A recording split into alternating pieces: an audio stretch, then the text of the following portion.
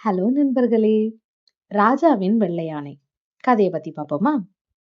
ஒரு அரசன் எல்லா அரசர்களையும் போலவே வேட்டையாடுவதில் மிகவும் ஆர்வம் கொண்டிருந்தார்.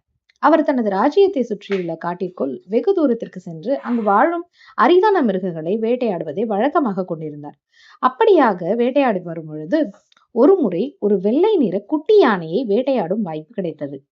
வெள்ளை நிற குட்டி யானையை வேட்டையாட வேண்டும் என எண்ணத்துடன் தனது ஆட்களிடம் இவ்விடத்தில் ஒரு பெரிய குழி பறித்து அது தெரியா வண்ணம் அதன் மேல் மரக்கிளைகளையும் இலைகளையும் இட்டு மூடி வையுங்கள்.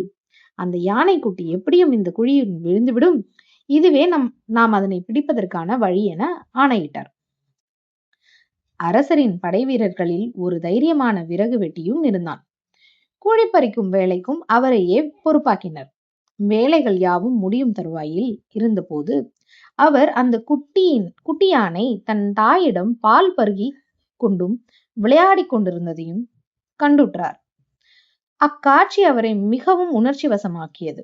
ஆகவே அவர் அரசரிடம் சென்று, மேன்மை தாங்கிய அரசரே, அந்த வெள்ளை குட்டி யானை மிகவும் இளையது. அதற்கு தாயின் பால் வேண்டியுள்ளது. ஆகவே அதனை சில வருடங்களுக்கு அதன் தாயுடன் இருக்க அனுமதிக்க வேண்டும் என வேண்டினார். தற்போதுதான் அரசருக்கு தனது தவறு புரிந்தது. சிறிய யானைக்குட்டி தாயுடனவே இருக்க வேண்டும். அதை வேட்டையாட வேண்டாம். நீங்கள் சொன்னதை நான் ஏற்றுக்கொள்கிறேன்.